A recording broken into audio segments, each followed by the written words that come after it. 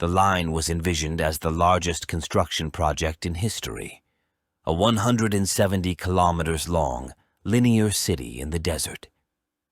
Designed to accommodate over 9 million people, it was to feature gleaming facades, be fully self-sufficient, and incorporate the latest technologies, such as flying taxis.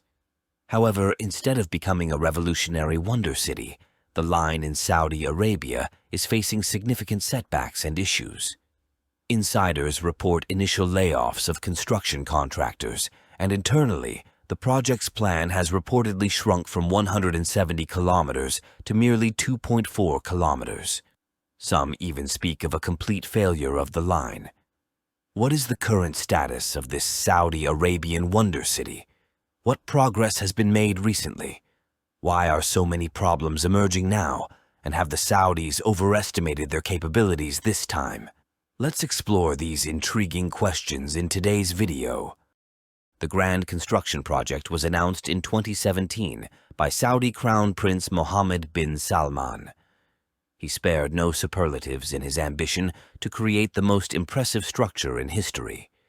The city was to stretch 170 kilometers across the Cage Desert, comprising 2 parallel mirrored skyscrapers that would enable a sustainable and ultra-modern lifestyle.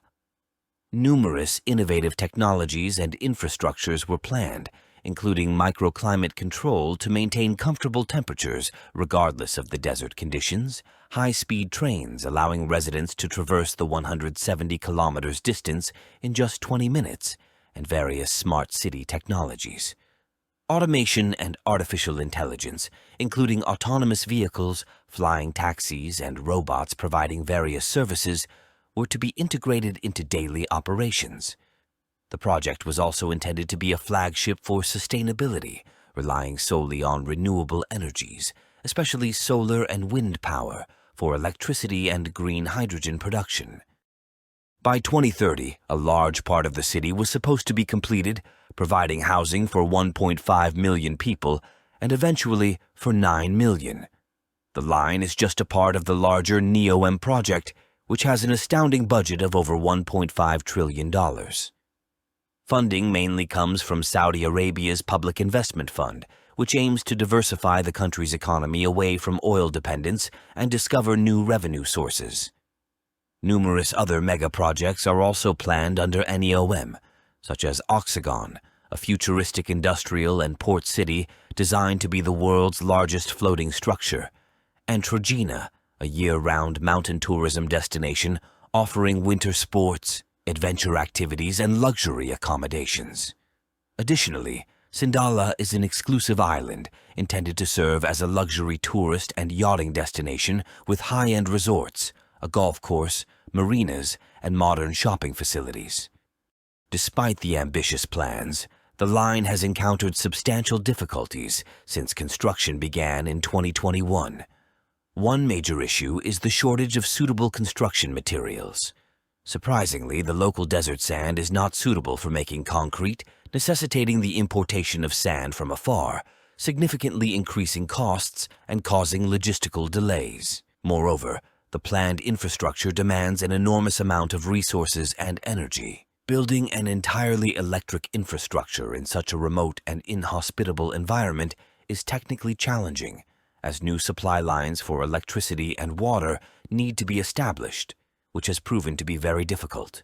Many architects and experts agree that constructing such a desert city is nearly impossible, especially within the tight time frame. Although the Saudi royal family is keen to prevent any problems from reaching the public, there have been frequent negative headlines from internal sources. Recently, Bloomberg, citing anonymous sources, reported that the plans may have been overly ambitious.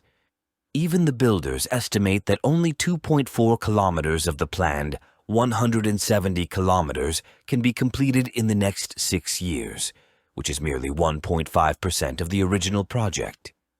Consequently, the expected residential capacity has also been scaled back, with only around 300,000 people initially expected to live there by 2030 instead of the originally projected 1.5 million. Despite the setbacks, some still believe in the project's ultimate success, including several German companies involved in construction. The Bavarian construction group has already started the foundational work for the massive buildings. ThyssenKrupp is involved in building the hydrogen plant, and the air taxi manufacturer Volocopter is to supply the city's flying taxis. Siemens hopes to secure contracts for the underground metro system and a high-speed train. However, numerous other issues plague the project, including financing.